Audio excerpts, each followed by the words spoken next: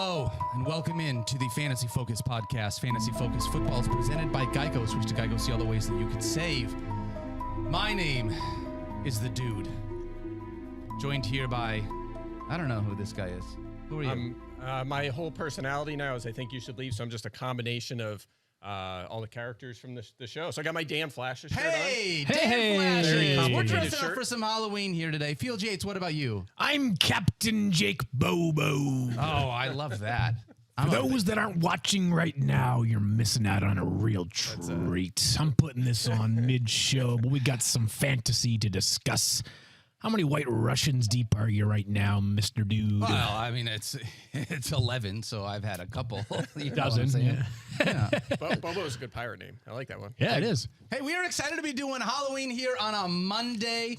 Pumped to be able to do this. Obviously, Halloween is tomorrow, but Mike Clay not going to be on the show. Mike, you're a big Halloween guy. You are a huge Halloween guy. I like to dress up. I like to think it through. Bought this a few weeks ago. The shirt was $150 out the door. So, stop it. There are more complicated shirts. There are more. There's a shirt there at Dan Flashes at $2,000 because the patterns are so crazy. So complicated. Can I ask a real question? Wow. You owned that hat prior to this, didn't you? Of course. And when I go on safaris, I need this hat. Stop. No, I could see you being like when you go to the beach. Are you like ultra sun protection?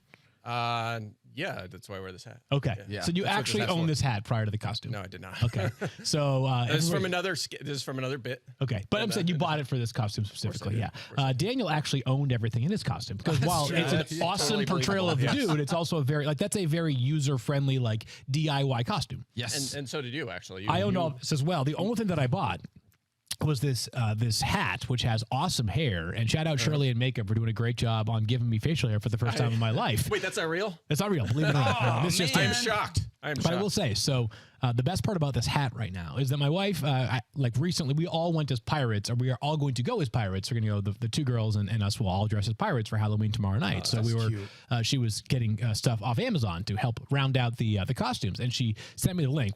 My Amazon account is the one that we share. And I tend to do most of the actual physical purchasing. So she's like, yeah, just buy this off Amazon. Okay, no problem. I buy it. And little did I know until I actually opened it, that it is a child's hat.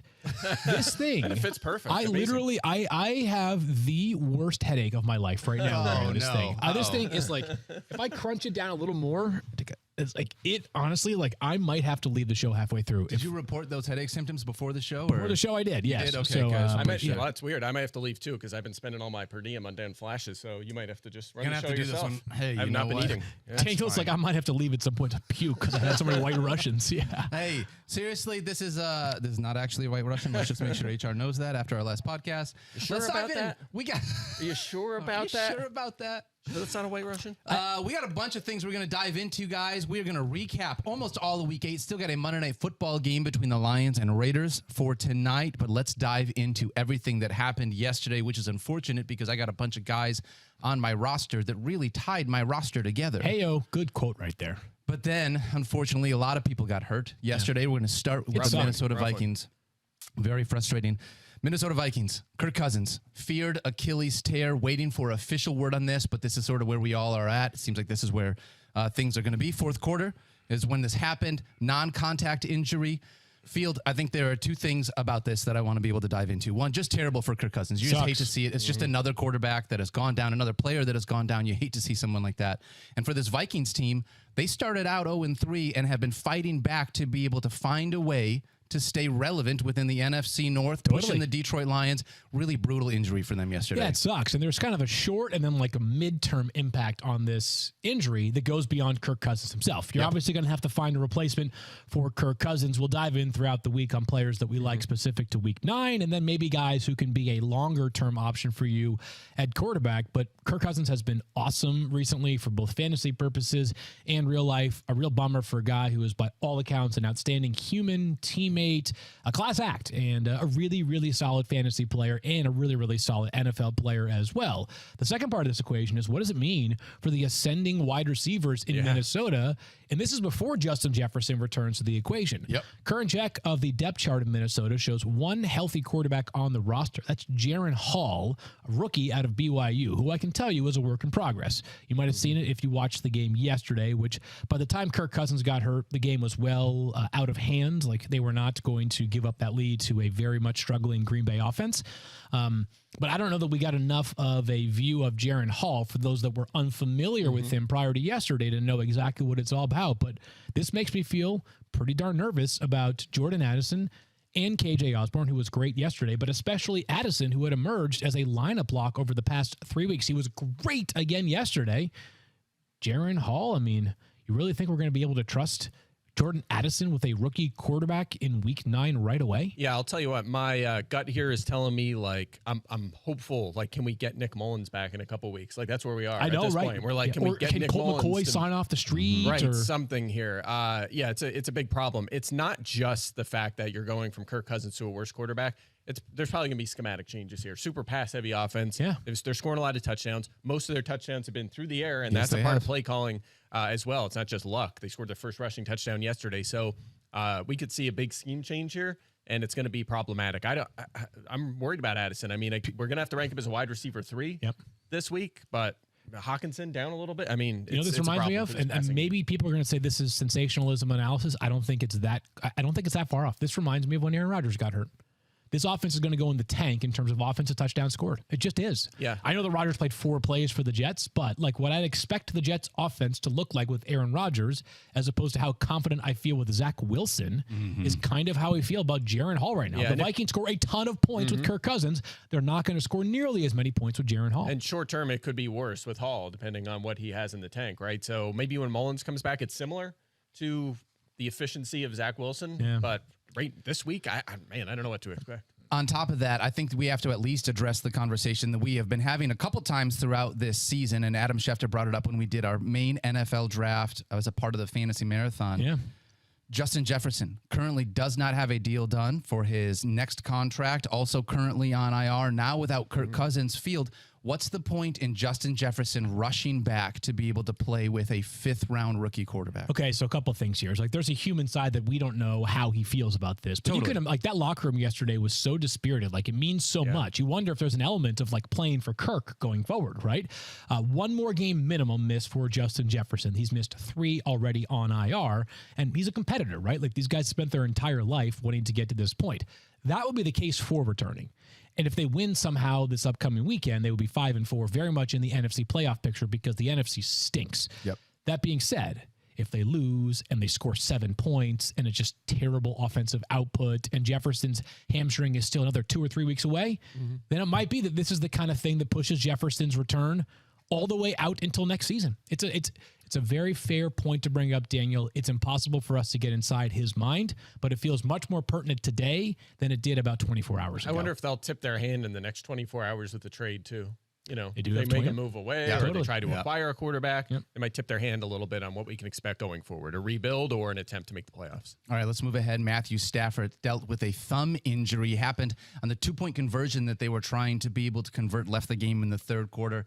Not a lot of fantasy managers starting Matthew Stafford, so we don't need to talk about that aspect. It's just whether or not this is going to impact Cooper Kupp and Puka Nacua going forward. Sure will. Yeah. And they were terrible Feels like yesterday, it. all of them. But Feels Brett like it. Rippon, 5 of 10, 42 yards, 4.2 yards per attempt yesterday. And as far as backup quarterbacks around the NFL goes, he's probably in like my bottom 10 in terms of confidence index. So, yeah, I'm not going to bench Cooper Kupp or Puka Nacua, but maybe those guys go from 3rd and 7th in our rankings each week to 8th and 12th. Just make up a stat. I don't know. Confidence index. Confidence Field index. stat. Well, I mean, Yeah, I had OTD. I previously had OTD. You had OTD. Right. You changed it to that. Okay, I got it. I'm with you. By the way, 5 of those 10 throws went to Cooper Kupp. He completed 1 for 6 yards. I mean, the accuracy was a real problem yesterday. Real problem. Desmond Bad game Ridder- again for Cooper Kupp. Yes. Desmond Ridder left this game, was checked for a concussion, and then was cleared to return to this game field.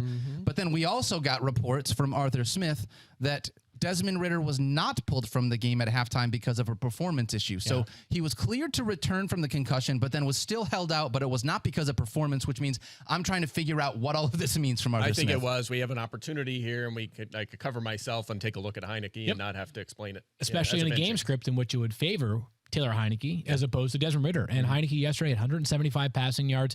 I'm going to lean more off of what I've seen from Taylor Heineke in prior years than what I saw yesterday to state that I absolutely believe there's more fantasy value in this offense if Heineke is starting.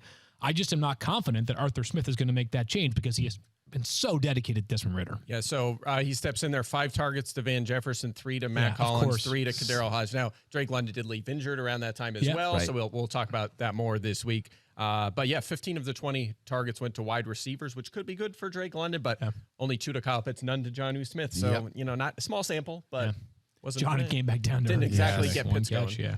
Yeah, Kenny Pickett, another quarterback, left with a rib injury. I'm not sure this offense changes a whole lot with Mitch Trubisky under center because Kenny Pickett, unfortunately, was playing so bad already. How many games do you think Kenny Pickett has this season with at least 250 passing yards? None. 0?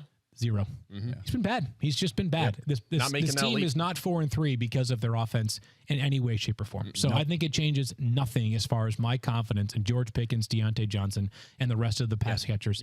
Where's Trubisky in your confidence index? Back at quarterbacks, he would be top 10. He's pretty good, yeah. All right, I'm going to just state this. Darren Waller, hamstring injury, pulled out of the game. I know we can talk about this more, but I want to make sure because we have very limited time here that we also talk about this next one. Darren Waller, unfortunately, been dealing with hamstring injuries. We'll continue to monitor this one. We just got news this morning, though, from Mike Reese that Kendrick Bourne, in fact, tore his ACL. Unfortunately, a guy that we have loved and somebody that was coming on as a potentially usable fantasy asset here as well. Pop Douglas. There's my name for you. That's my I mean, it sucks for Kendrick Bourne going into free agency. He's been a really, he's been a solid player this year. Yes, he has. Clearly a talented guy. But Pop Douglas played team high in terms of wide receiver snaps yesterday. And by the eye test, and not that this is saying a ton based off the Patriots' entire depth chart, but they're clearly their best receiver now going forward. A worthwhile add-on waivers today. No Juju Smith-Schuster till late in that game around when Bourne got don't have hurt. a choice. So Douglas is ahead now. You're going to have to. Yep. All right. Unfortunately, a bunch of injuries. We're going to have our fingers crossed. Nothing happens tonight here in Monday Night Football, but we will be back in just a moment with a little bit more from our Week 8 recap. But first, Fields Yates. Home, auto, prize, sports memorabilia, whatever you need to protect, Geico can help get you covered. Yes, it can. And with award-winning Geico mobile app, you can get 24/7 claim support and on-the-go policy access. It's easy to Geico. Go to geico.com today. For the ones who get it done, and you know which ones you are, Graingers offer high-quality supplies and solutions for every single industry, as well as access to product specialists who have knowledge and experience to answer your toughest questions. Plus, their commitment to being your safety partner can help you keep your facility safe and your people safer. Call or click Grainger.com or just stop by. All right, back here on Fantasy Focus, Fields Yates, Mike Clay, Daniel Dopp. Actually, that's not true. You guys can call me the dude. You can call me El Duderino. You call me the driving crooner. Oh, the driving. Oh, Mike Clay. Mike Clay loves Halloween. Come on. Come on, guys. How do you not love this? That is exactly what I am looking for, Mike Clay. I freaking love you. That's what I do on the weekends. That's how, when you and I go out, we like to have a lot of fun doing that. Right. All right, and Fields, you're a pirate, always looking good. Are you going to do the rest of your analysis in a pirate voice? Probably not, but I will do the rest of the show in this Jake Bobo jersey. All right, which honestly, I think the only thing about the show being our Halloween show is that I wanted to just wear my Bobo jersey in general. Yeah. But whatever. I don't need an excuse to wear it. I'm just going to wear it because I feel like it. I still think I like this because you throw that on and you can just be Jack Seahawk rather than Jack Sparrow. Seahawk. You know what I'm saying? We're going to switch it up there a little bit. Done. I think the Bucs should play in uniforms like this. How fun would that pants be? that look like pirate and those pants in the that'd be long amazing. boots. Maybe like the Steelers with their bumblebee. Yeah, exactly. Yes, Yeah. exactly. I'm in All for right, that. let's dive in on our Week 8 recap. Guys, Joe Burrow and the Bengals took on the San Francisco 49ers coming off of a bye, and guess what? They looked incredible. They're back. Joe Burrow was awesome. 28 for 32. He had 4 incompletions and 3 touchdowns. When you throw 32 passes and you have almost as many touchdowns as you do incompletions, you know it was a good day. I think this might be the most important thing by far that happened in fantasy yesterday because I think quarterback performance is stickier than wide receiver performance because wide receivers are dependent upon their quarterback. And also, so I think that Joe Burrow's ascension back to where he belongs in that top tier of quarterbacks is real. He said this a couple of weeks ago, and I know that these things can be the kind of things that if they prove to be correct, we talk about it being a narrative. If they prove to be incorrect, we dismiss it and say, whatever, it was just a one-liner. But Joe Burrow said a couple of weeks ago how he kind of felt like maybe they had their turning point moment, a la what happened last year in New Orleans. He comes back from the bye. There was talk from Zack Taylor about how he had not been restricted at all now with that calf injury. That showed out yesterday, both in terms of in-pocket mobility and out-of-pocket mobility. 6 carries, 43 yards for Joe Burrow, including design runs, by the way. They had a 3rd and 9 designed quarterback draw. That's not the kind of play that you dial up unless your quarterback's calf is fully healthy. Drove the football down the field, and then he made Jamar Chase do what Jamar Chase does, which is ball out, Mike. And if I get it. If you have Joe Burrow or Jamar Chase, but certainly Burrow, you are probably not like a 6-2 team right now. You're not headed for a 6-2 season. But if you stayed afloat with Joe Burrow and you're 3-4 and heading towards 4-4 tonight, you might find yourself a contender now going forward. Yeah, I think I had that start happen in the middle of the season for the Cincinnati offense. We might be like, they just hit a rough patch. They'll bounce back. Right. But it happened to start the season with him coming off that injury, and there was a lot of concern there. So he had a tough 4 weeks. But since week 5, he is 4th in fantasy points at quarterback on a points per game basis. Unbelievable. He's completed 78% of his passes. That's highest in the NFL. 8 touchdowns, 2 picks. And to your point, 43 rushing yards. That was huge for me to see. That was big. So they're playing Buffalo this week. They're obviously terrific defensively. We'll talk more about that matchup this week, but I think he's very much back in the weekly quarterback one conversation. This is what we wanted to see. We talked about it on FF now. Yep. Will he have that bounce back game even in a potential, tough matchup playing at San Francisco, where we can just say no matter the matchup, he's not, we'll move him down a few spots for a tough matchup, but he's still an every week starter. He's back in that conversation now. Jamar Chase never left the conversation for being a wide receiver. 12 targets, 10 receptions, 100 receiving yards, and a touchdown. The dude is incredible. To be honest, that's not really where the question mark is for me. Is he earned dude status from you? The dude abides Jamar Chase. Okay. Yes, there he you have absolutely it. does. Let me ask I'm guessing the question is surrounding his teammate T. Higgins. You know what? T. Higgins, that's just a bummer, man. So what do you do here with T. Higgins? Are we at the point now where there's enough wide receiver depth where you can make a pretty credible case to not play T. Higgins, or has T. Higgins' inconsistency this year relegated him to benches? Or sorry, I think is it? Sorry, I said the same option twice. No, you're right. I know what you're saying. He's not a lineup lock at this point. He's not a lineup lock. You might have better options. I do, however, believe. Remember, he's been a little beat up too. Yep, he has been. I'm going to pull the think he will bounce. Here, I think he'll bounce back. His target share is a little lower than last year. Although it was trending down late last season as well. And remember, he had a huge game already this year before that injury. So I think better days are ahead for T. Higgins, but obvious concerns. I kind of put him in that like Devontae Smith category. Still kind of in that same boat right now. In that buy low situation, would you go out and try to acquire a guy that is underperforming, or is this just like, hey man, if you've got him, you're just going to leave him on the bench? If I don't have him, I'm not going to try and go out and grab him. I would. I mean, this is that conversation like what. We'd have to go through a list of players, like who's where's on the your line, bench and who do you have to give up? But can he get back in the wide receiver 2 mix at some point? Yes. Maybe I value him as a 3 at this point. Yeah, sure. I mean, I made a T. Higgins trade recently in a league that. No, it's not the league that we're in together, but it's a league with my cousin Griffey. We did a trade, and I'm oversaturated with wide receivers, but I had one healthy running back this past week. We did a T. Higgins for Javonte Williams and Kareem Hunt deal, actually. Okay. So ended up working out. I acquired those. I needed those guys badly. You need a running back. Badly. Javonte back on track. That'll be a topic. We'll talk week. about that for sure. 30 total touches yesterday. 30 opportunities for him yesterday. That was awesome to see. But yeah, so I think there are deals out there for T. Higgins right now that can actually be beneficial to both sides. If you do have wide receiver depth to spare, T. Higgins is a very expendable part right now because while he's so talented, he could get back on track. He's got 19 catches in 6 games. Yep. 19. Do the math. Over the course of a season, that's like 55 catches for a guy that you would have thought coming into the season might be good for 85 or 90. Yeah. Always in for 55 catches. There's no way he's getting traded, right? No. Yeah, No way. think so. No way. Other side of this game, Brock Purdy struggled a little bit, unfortunately. Except for the rushing, yeah. Well, except for the rushing. It's crazy. But all of the other guys that we were starting in this game looked fantastic. Christian McCaffrey was Christian McCaffrey once again, finding the end zone twice. You got George Kittle, explodes, 11 targets, 9 for 149. This is one of those weeks. Yeah, where same old George. It's Same the old, that's right. 49ers. Like sometimes you're going to have the good weeks, sometimes you're going to have the bad weeks. This week was a good week Would you for call George. him a 49er? I would call him a 49er. Yeah, he is a Niner, baby. I wish I had her. Dang it, I have our Rita Oak art of George Kittle would've too. been It would have been a perfect day to debut that. You're right. Dang, I'm kicking myself for that, but I'll show it on the show. We have this awesome George Kittle photo painting that was done by drawing, I should say, that was done by an absolute master of art, Rita Oak art, and I'm sure she's bummed this morning with her team being on a 3-game skid, but it's an awesome photo. We'll have it up here in the studio sometime soon. But yes, I don't know, like I don't have analysis on George Kittle. He was right? great. Because I don't It's have the analysis same on old these. thing. Yeah, same old thing with George Kittle, and I do say this. Like, I know that like there's no takeaway. There's no fantasy analysis to drop alongside Christian McCaffrey, other than just like what an appreciation of unbelievable play. 18 straight games with at least one touchdown for Christian McCaffrey. That's unheard of, literally. Yes, it is. Actually, I think he's now one shy of the NFL record. One game shy. Okay. Thought he hit it yesterday. Oh, is he tied? He either tied it or shared it. Yeah, one of the two. Anyways, he is in nearly uncharted territory, and it's unbelievable. He has been by far the correct pick for the number one overall player on boards, maybe along with Tyreek Hill. But amongst the guys that were like heavily discussed in that number one overall pick, it was him and Eckler and Justin Jefferson.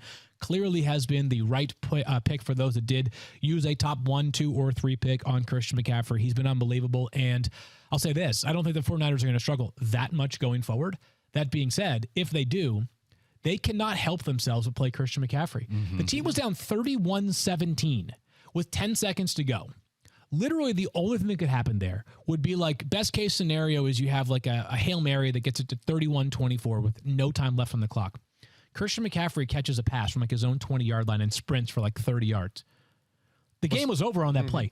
Why would Christian McCaffrey, like, it makes no sense for him to be in there, but they just can't. I mean, I would have a hard time quitting Christian McCaffrey as well, but he is going to play more snaps than I think the 49ers probably would like him to play because they need him right now. Yeah. Unfortunately, that kind of reminds me of what the Cardinals did yesterday, where the Cardinals actually came down to the wire, kicked that was important. Kick. We'll talk about that more later. Don't you worry, Daniel. That was awesome. This is something that Mike and I would be a little. Yeah, by the way, we have a funny little one, but huge long shot week. One of the best ever. Oh my gosh! No, but wait, we'll get to it. We'll save it because I promise you it's worth it. Yeah, just wanted to say after the Niners going to bye now, Debo could be back after that, so we don't want to get too carried away with George Kittle. He's had 4 games with 6 or fewer targets, 2 big games. We're gonna, once Debo's back, that should factor in here as well. And Brandon Ayuk 5 for 109 in this one, so he delivers 15 fantasy points if you needed that. All right, let's talk about Patrick Mahomes. He stunk yesterday, guys. Now listen, here's the thing: we found out in pregame dealing with the flu, right? So they talked about that. You brought that up on Fantasy Football Now field. So he's been having flu-like symptoms, has been taking an IV, still came into this game, and because of that, I got to be honest, I thought this was going to be an Isaiah Pacheco game, like nonstop against this Broncos defense. And instead, Patrick Mahomes goes out there, throws the ball 38 times in what might be the worst performance that he's had since taking over as a starter. You mean the elite juggernaut Denver defense? Told you they're playing better recently. They are playing much better. And by the way, might be the worst performance, like categorically the worst performance of his career, both from a fantasy and real perspective. It's by far, he is quarterback 29 so far on the week, headed towards quarterback 31. And I'll say this, like bad games happen, no two ways about that. All right. And the flu, Michael Jordan ruined the flu game analysis because now we just expect guys to go out there and have an awesome game. It just can happen, right? The more important takeaway is not the one bad game from Patrick Mahomes. It's that he is now trending towards, or he's guaranteed his 4th finish outside the top 10 in 8 games played this season. Oh my gosh. He had 4 all of last year. Patrick Mahomes has not been nearly as elite as he has been in prior seasons. And if you used an early draft pick on Patrick Mahomes over Josh Allen, or certainly Jalen Hurts, it's been the wrong decision. Yeah. I agree with that. I will say this, though. He's still QB5 in points per game, which shows you the state of the quarterback position right now. Yeah. But as you know, right. Like if you're going to pay that premium, 100%. You needed him to be not just in that top 3 of quarterbacks, but like, hey, a couple deviations ahead of others. Yeah, I will just say, deviations. 2 things. First of all, he had that was his first single-digit fantasy performance since Week 11 of 2021, and he's also just coming off a huge game. Quarterback won last week. So I'm not super concerned. I agree with you. He hasn't lived up to his ADP. I still think he'll be fine as a QB1 going forward. I wonder if they will try to make a move at receiver, but I don't think they're going to. I think they should. I just don't know if they can because they already traded basically 5th-round pick for Mecole Hardman because they lost their compensatory pick, and they don't have a lot of cap space to work with, and they need those draft picks. So they've shown us that like the way they're going to keep this thing afloat beyond Patrick Mahomes and Travis Kelce and Andy Reid's brilliance is by nailing draft picks, especially on the defensive side of the ball. That's true. Unfortunately, do not love how bad Patrick Mahomes was, but better days are going to be ahead, right? Yeah, Miami this week. Yeah, Miami. Be a lot of scoring in that one. 9:30 a.m. Chiefs favored in that game. Surprised by that or no? No, not really. Okay. Chiefs. I'm all right with it. Germany. All right, back here on Fantasy Focus, Daniel Dopp, Mike Clay, and Field Yates, all in here. Our Halloween costumes, having a little bit of fun pre-Halloween here. And Mike, I for a second thought you were going to come for Halloween as a skeleton. Is that right? But then, because you didn't have the guts to rank Gus Edwards like higher in your rankings. Skeleton. Anyway, so moving on. That was a dad joke. Guys, we were trying to do dad jokes there. No, nothing. Hey, let's talk about Gus Edwards. Fields, you and I, last week, we were like, hey, this guy, unbelievable performance against the Detroit Lions, in part because he had a 1 catch for 80 yards that gave him over 21 fantasy points. And you were like, you know what? This might be his best fantasy game ever. And we looked, and it was his best fantasy game ever. Fast forward to this week. What does he do? His next best fantasy game ever. Unbelievable. Is this Gus Edwards territory now? Do we need to start paying attention to Gus Edwards as a potential running back for us? Unless the Ravens make a move between now and the trade deadline, one thing is clear. It's the Gus Edwards backfield. You look at the full season now. He has a 106 to 45 carry edge over Justice Hill. Maybe you're saying to yourself, yeah, but you count on Justice Hill because he'll get you some passing game utilization. He's got 15 catches on 15 targets to Gus Edwards' 6 catches on 7 targets. So it's not nearly dominating enough for this to be a spot where you have a tough choice to make between these two Ravens. If you're starting one, it's Gus Edwards. Now, I don't know that Gus Edwards is going to have weekly value unless he finds the end zone, but he keeps finding the end zone of late. So I think he's like a top 25 to 30 option in a week in, week out basis. Yeah, I think so. We'll rank him, I think, as a fringe top 20 guy this week against Seattle, who we talked about, good between the tackles, slowing running games. But I will say this. I looked at his playing time. I was trying to figure out if there... Wait, can I ask something there? What? You said you'll think you'll rank him as a top 20 or option. Fringe top 20 play, against the really good Seahawks defense. I'm surprised by that. I thought it might be lower.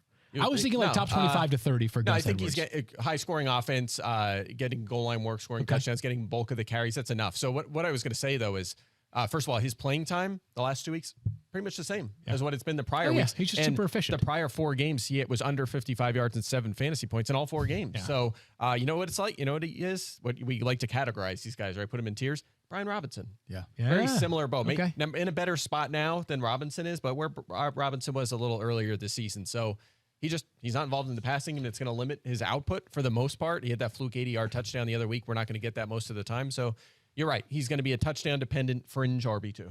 Yeah.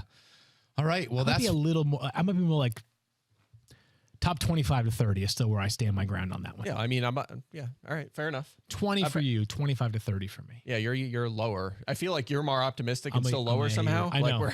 Well, I'm the pragmatic one here as I'm pulling that's exactly right. stats for our next topic. That's what it is. What it comes down to. CeeDee Lamb was incredible. Back-to-back 100-yard weeks. This week he had 14 targets. If you looked at his line at halftime, you'd have been like, I'll take that. Just at halftime alone, he had like 7 for 100 and a touchdown, ends up finishing with 12 for 158 and 2 tutties. I don't know what to say about him other than the fact that he was great last week, great this week. I just love to see him continuing to perform here. Yeah, 2 in a row. 2 in a row. 2 huge games. Awesome. They play the Eagles next week. They're going to need more of this. And as you know, the Eagles can be thrown on. Sam Howell, we'll talk about him in just a little bit. He will be the first person to tell you that. A couple of thoughts here is... squeaky wheels continue to get the grease this year. CeeDee didn't go quite A.J. Brown style, but it did feel like we were talking about the Cowboys needed to get CeeDee Lamb the football more. He was talking about needing to get the football more, and it worked out. And I feel like the Cowboys over the past couple of games that they have played have just been that much more trusting in Dak Prescott. Now, it's been good matchups. They played the 2 LA teams, 2 teams that have been, I would say, not stellar in defending the pass. But you look at the Cowboys' upcoming schedule, and this week it's the Eagles, so it should continue this week. And then beyond that, I think the Cowboys are going to be able to throw the football capably, and Dak Prescott's confidence appears to be back. And Dak, we talked about Terry McLaurin this past week against the Eagles, so he's had their number. He crushes Dak them. has had the Eagles' number. Yes, yeah. I'm just fascinated by the Eagles because they were kind of playing to the level of the competition and maybe a letdown game after that crushing win of the Niners at home. Then they go, they travel. I mean, it's amazing that they won that game. They came back from down 2 scores and won against Washington. But now they're back home with Dallas coming in. Will they get back up and have another dominant performance like they did a couple weeks ago? So this is going to be a really fascinating game in that NFC East. 2 unimportant thoughts here. First of all, CeeDee Lamb's the best wide receiver that wears a number in the 80s right now. Who's the second best receiver that wears a number in the 80s? Not Jake Bobo. Yeah, he's 19. He's the best that wears number 19. Julio Jones, is he in the? He's in the 80s. He's in the 80s now. He's at least catching touchdown passes now. Second of all, my other most unimportant thought is that I just had to take the hair tassels and push them behind my head because, good Lord, is it like living inside of an oven with long hair, Daniel? I am sweating right now. You have no idea. It's so hot. The back of your neck gets all like moist and my sweaty, God, and then the side. So it's tough.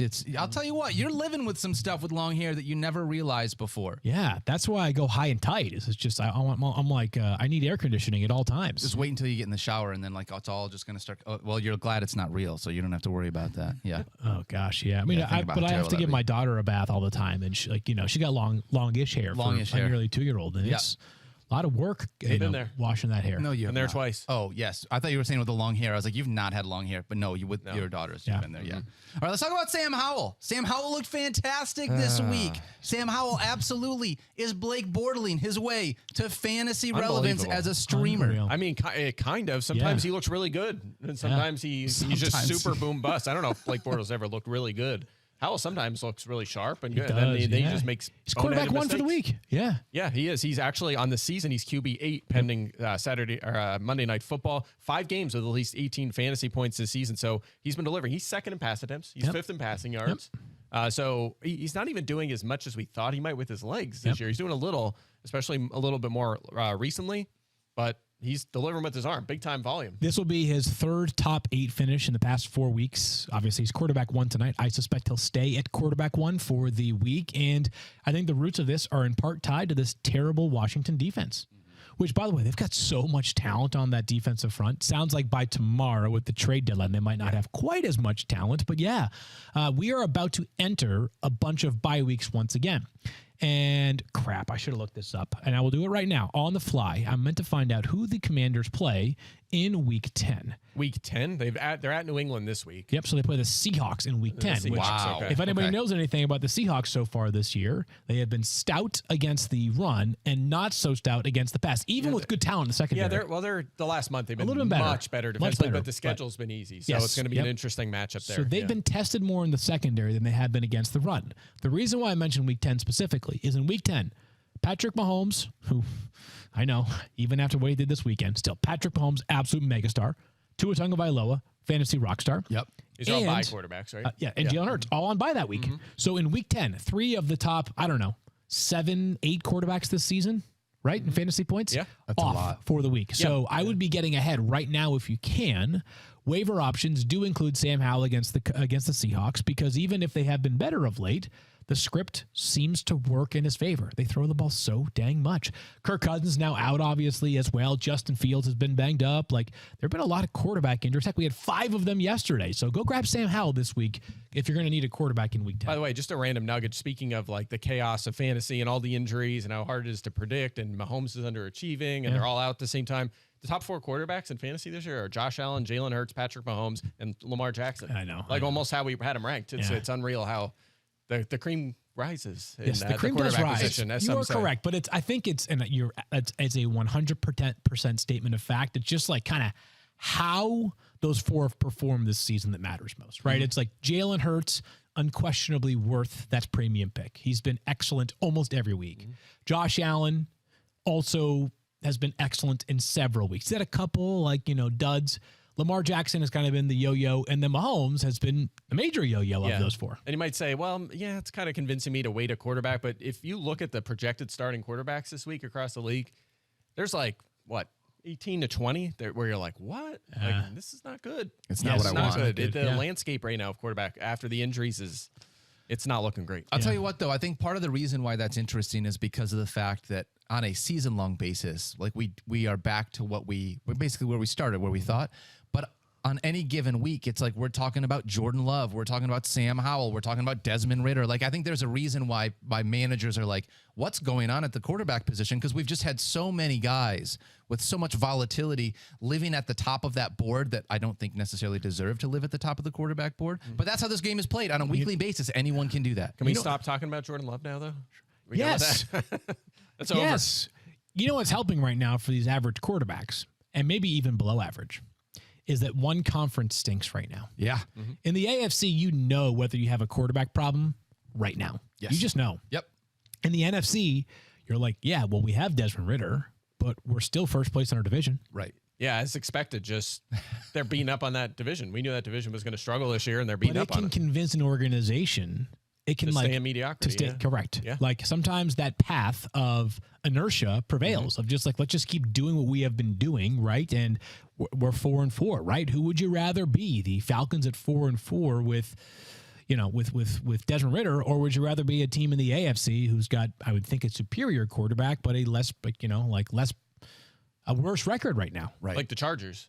Chargers are 3-4 with Justin man. Herbert. I mean, Desmond Ridder clearly better than Justin Herbert, right? That's what Mike just said. I think if we can just clip that, that is No, I'm definitely saying what you we have a just better said. quarterback, but you're in the AFC, and it's like tough. It's a tough Yes. challenge. It's hard to challenge to make the hard playoffs. part. I did you know that Patrick Mahomes has the same number of touchdown passes as Russell Wilson this year? Stop it. Can I ask you guys a question about Terry McLaurin, because he looked fantastic in the first quarter again. If he can only play the Eagles every week. Eagles and first quarters. He had 3 for 40 and a touchdown, ended up with 5 for 63 on 12 targets. This is one of those things. I'm excited about it. 17.5 fantasy points.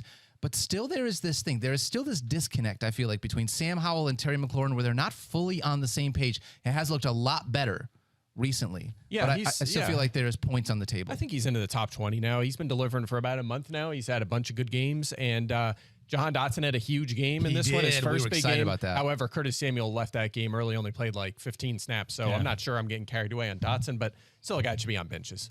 Yeah, it's just an interesting one to me, because especially with somebody that has themselves some Terry McLaurin, you get that much early action, and you're like, man, I'm in a good spot. And then you check back at halftime, and you're like, boy, it hasn't moved. And you check back at third quarter, and you're like, wow, how come he hasn't caught any more passes yet? What's going on That here? was me needing 1 point from DJ Moore last night and watching the fourth quarter play out and not getting that one catch I needed. My God. Veterans Michael. League. Took an L in the Vets League. Okay. That one Sorry, hurt. man. Pain. That's a tough Your one. first loss of the season in any league. It's okay. Oh, It happens to us all. I'm up there, but that one hurts.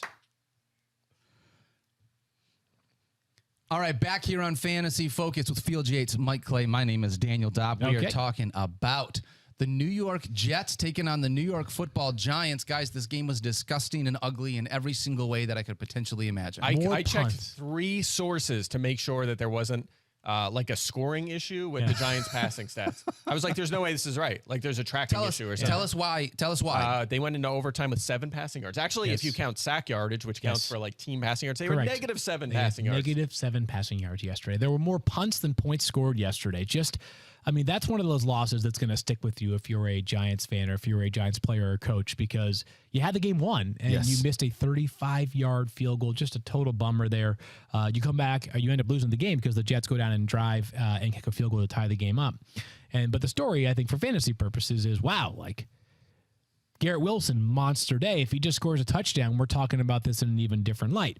So I'm here to be sort of like the good cop, bad cop as it pertains to the value of Garrett Wilson. It's very clear that he is the alpha in that passing game by far. Yep. The Jets, over the past 3 games, have scored 3 offensive touchdowns. Yeah. Let's revisit those 3 offensive touchdowns. 1 against the Broncos, Breece Hall, 70-plus yard run. Yep. 2 against the Eagles, Breece Hall, 8-yard touchdown run in which the Eagles literally let him score. 3, Breece Hall, a 50-yard touchdown pass that went for -2 air yards. So you have to ask yourself, is that like, while Garrett Wilson definitely is going to have his weeks where he ends up with 15 to 18, maybe 20 fantasy points, the chances for him to, like, even with the encouraging signs that we have seen of late, the ceiling is tapped by the fact that the Jets don't score touchdowowns. Yep. You're exactly They just right. don't. And this is what we talked about last week. I think we talked about it on I don't know if it was the pod or FF Now. Same exact analysis. It's like the volume is great. 1/3 of the targets are going to him. And he's had a high floor, 14+ fantasy points in 5 of 7 games. So he's still startable, but he just has no ceiling in this offense right now. They are playing the Chargers this week. They've been crushed by wide receivers. Yeah. Maybe, there's enough volume and a good matchup here that you still feel comfortable starting him. He's 0 top 15s, though. He just doesn't have that upside he would have with Aaron Rodgers. I still feel like I have no problem drafting him where I did this year. No, I had a ton of drafts. He was going to have a massive season, and he's going to have a great career. In fact, Dynasty right now, if you're struggling and there's a contender and they need a player that can help them more now, maybe a Terry McLaurin type and throw something in, a pick or something to get Wilson, do it, because the guy's going to be a superstar in this league. Yeah, it's just frustrating because you want to be able to see him get in the end zone. I just hate watching these good wide receivers, good players at all, on teams where it's like we just know that they are better than this. We know that they can deliver more. We know they want to deliver more. So that part has been very frustrating, unfortunately. Outside of Garrett Wilson and Breece Hall, is there anybody from the Jets you're even considering? No. Okay. Zach Moss. Let's talk about this because Zach Moss just will not go away. He won't. He refuses to quit. He won't go away. Jonathan Taylor, this week, 12 carries, 95 yards, and 2 targets for 10.7 fantasy points. Zach Moss, 11 carries for 66 yards, but he gets in the end zone, also has a reception, actually outscores Jonathan Taylor here. What the heck are we supposed to do with this backfield? We did have a gap in snaps. We had the biggest gap of the season, 41 for Taylor, 26 for Moss. So we saw that. And Taylor came out and got most of the work out of the game. We thought, all right, Moss is going to be limited as we thought. Taylor's going to break out today. And then it just went right back to normal. So, it was a tough one to see the gap close that much in touches. But I will say this. If you look at the last 3 weeks, Taylor has a slight edge in snaps, in carries, in targets. And his production, despite the touchdown gap being 2-1 in favor of Moss, is massive. 47 touches, 282 yards for Taylor, 44 touches for 195 yards. It's almost a 100-yard difference. So Taylor has been the better player for the past month. And I think he will... we've been saying this for weeks. We'll continue to widen the gap a little bit, but Moss is not going to completely go away. Yeah, just again, my respects continue to go out to Zach Moss. He has been exceptional. I was pressed into a spot yesterday where it was kind of limited. I had nothing else to do besides start Zach Moss because of a couple of key running back injuries, and I did. And he may be the difference between a win and a loss in a league because the dude will not. He's like a cockroach right now. You can't be killed. He's just unbelievable. The ultimate vulture here of Jonathan Taylor. Yeah. He has been, seriously. He's been exceptional. So shout out to you, Zach Moss, even if for those of us who roster Jonathan Taylor are a little bit disappointed by the fact that we still want that top 5 upside. It has not yet delivered. White Russian? All right. Yeah, this is a pretty good one, too. I got to be honest, guys. Yeah, I did not make this one too poorly. Yeah. Honestly, it's just frustrating. I just want Jonathan Taylor to have this backfield to himself. Josh Down rules. Add him in your team right now. All right, let's talk about another tight end that tight end position has been very difficult this year. So when do I share the story, Mike? Let's do it right now. We're at Taysom Hill. We have Trey McBride here as well. So these are we do a 2-for-1 special, Daniel? Let's do it. Yeah. Rashid Shaheed, and we have the whole conversation here. Okay, so for those that watch fantasy football now, I'm sure you're aware of what we do at the end of the show with Adam Schefter called Long Shots. He and I each pick a player who's rostered in under 20% of leagues. So It's available in over 80% of leagues. This player is probably not going to be started, but if you're in desperation mode, maybe he could be started. What I do at the beginning of the week is because roster percentages do change throughout the week, I earmark a few names, and I usually will send a few names with one as like the leader in the clubhouse to our producers on the show, Matt Harrington, Addison Walton. And so my early pick in the week was Taysom Hill. He was available in like 82% of leagues.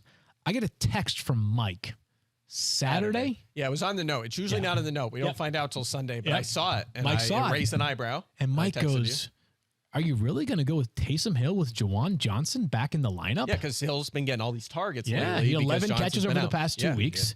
Yeah. And I was like, Mike, I don't know. I have to think about it. But now that you said that, I'm going to change my pick. And then Taysom Hill is going to go off because YOLO. I decide to pivot to Trey McBride. Meanwhile, on Sunday morning, I find out that Adam Schefter has picked Rashid Shaheed.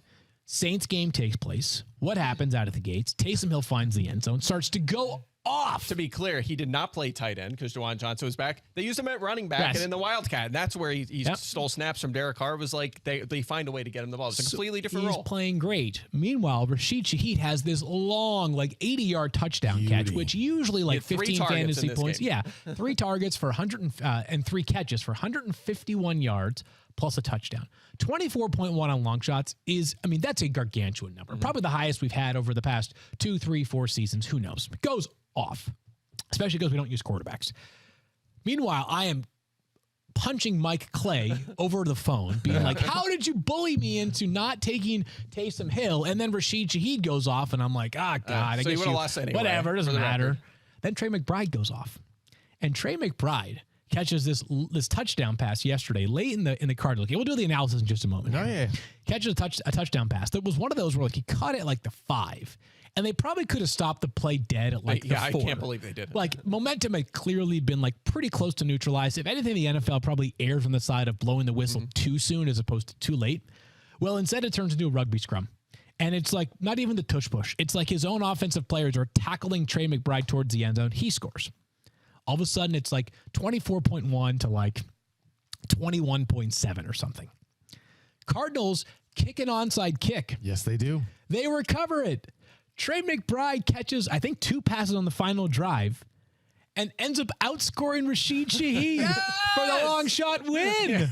So if Mike Clay welcome. had not been a jerk to me on Saturday, I wouldn't have won. I can't. We were even texting. They needed an onside kick to get that, That and we was were so texting great. like, "Can you Yes. imagine if they got the onside kick and just completed one more pass?" So bad, yeah. And so sure, bad, it it's went. so good. That never happens. It's always like Never you need happens. one little thing to happen and Yeah. went exactly how we needed. So that was hilarious. But you got your W. Yeah, You're we got welcome. the W. Yeah, I and got a fantasy half win. analysis side, I think there's more important fantasy takeaways on the Trey McBride side than there are the Taysom Hill side. for sure. Because McBride stepped into that starting tight end role. Yep. And as we talked about on Fantasy Football Now, part of the logic behind it was that the Cardinals had completed the 5th most passes to tight end so far this season.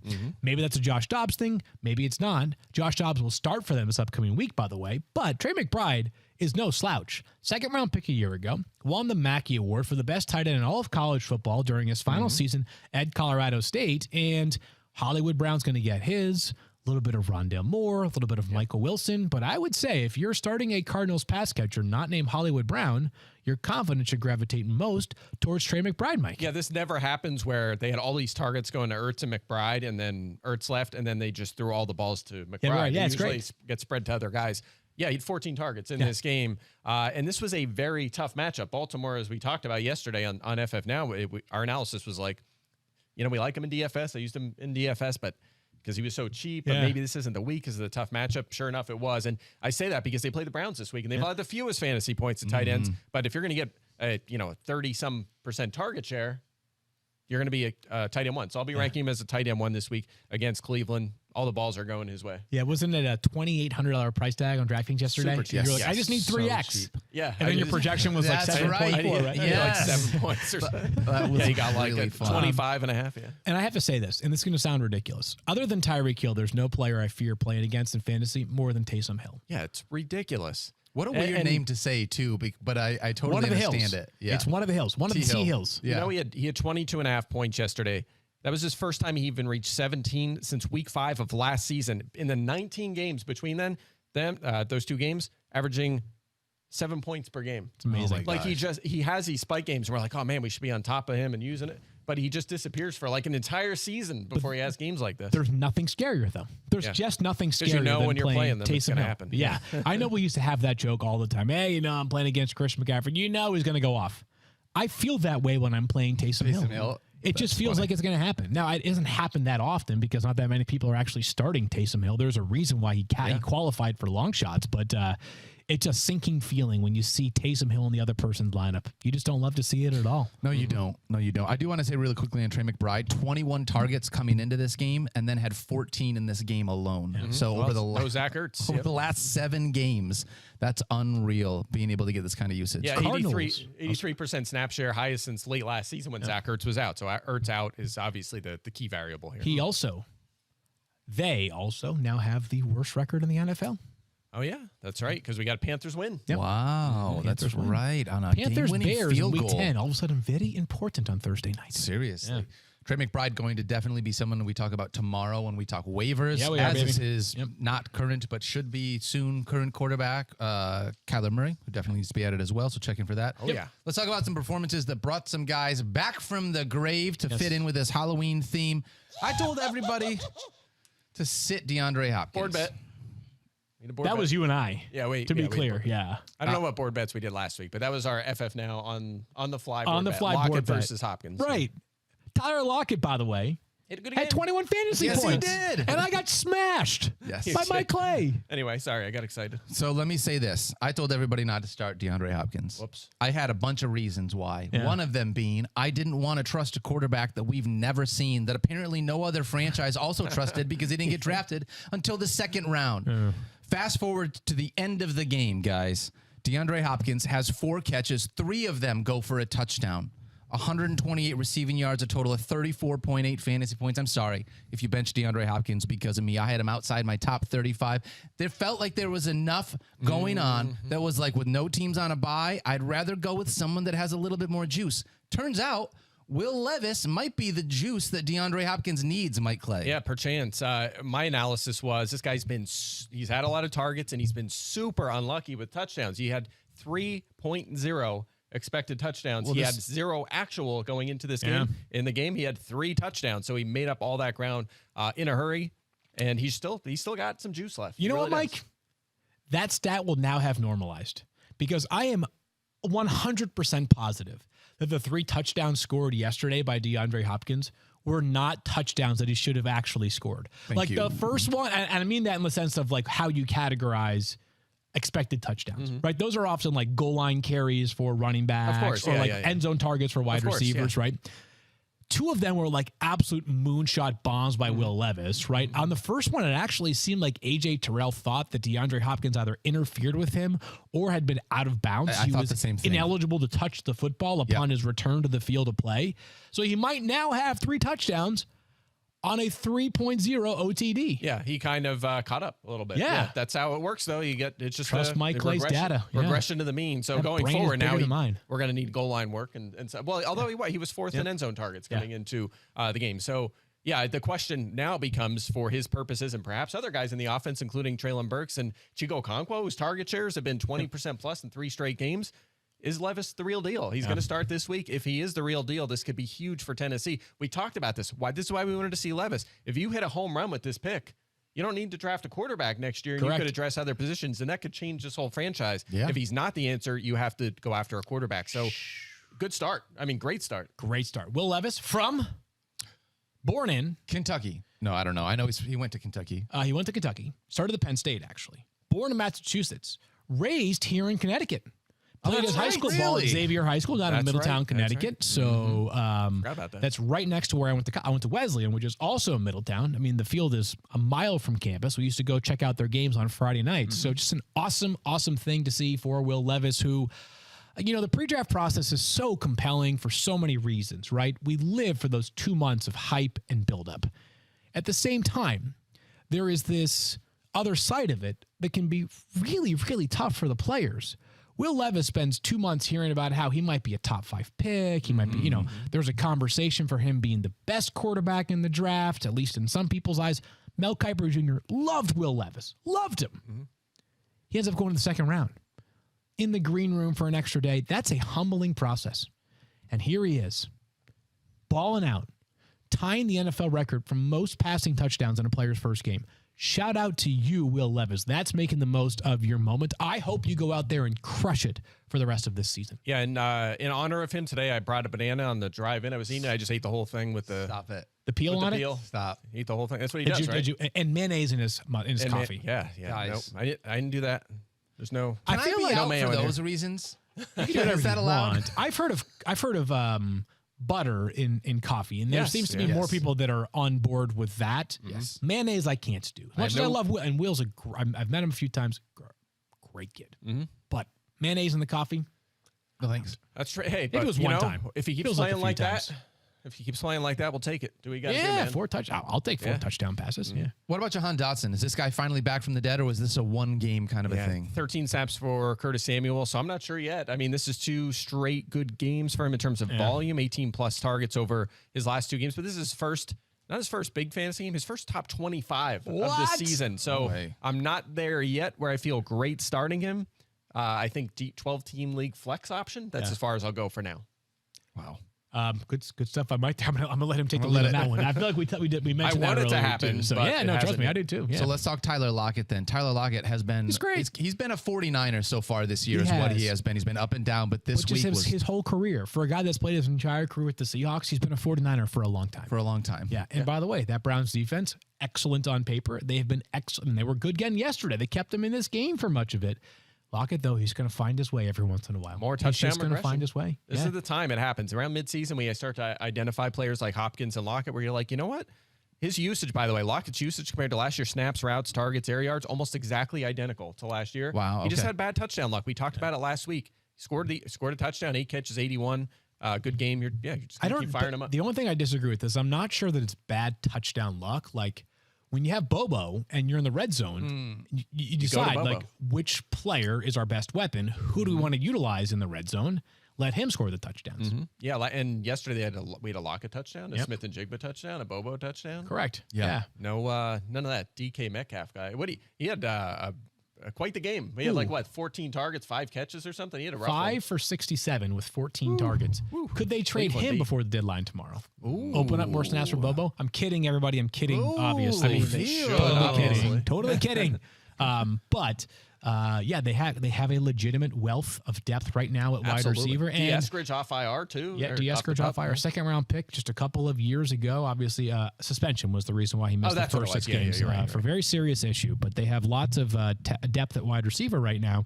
But yes, Tyler Lockett remains what he has been for multiple years, which is a guy that sometimes you know what to expect, and he balls out like yesterday, and then sometimes he goes for 1 catch and 17 yards against a bad defense, and you're like, what the heck happened? Yeah. Yesterday was a very, very not subtle reminder of why it's called fantasy football. That's right. I mean, think about all the unexpected performances for positive or negative reasons. We saw plenty of them, but there was one expected performance yesterday. Devontae Smith going off, baby. There you go. You called it. Fantasy football now. Actually, that was fantasy football. He was your play of the week. Yeah, he was play of the week last week on Friday. So, Devontae, you do love to see it. 7 for 99 with a touchdown yesterday for Devontae. And, I mentioned on the show, and on, I think, Sports Center. Sorry, I do so many shows on Sunday. I'm not quite Daniel Dopp. I'm not quite Daniel Dopp, who carried the company in his back yesterday. But, I do so many shows that it's hard to keep track of it sometimes. But I said, the squeaky wheel is not going to get the grease in Devontae Smith's case because he doesn't talk, but he might whisper it, and he went off yesterday. And is it the start of things to come?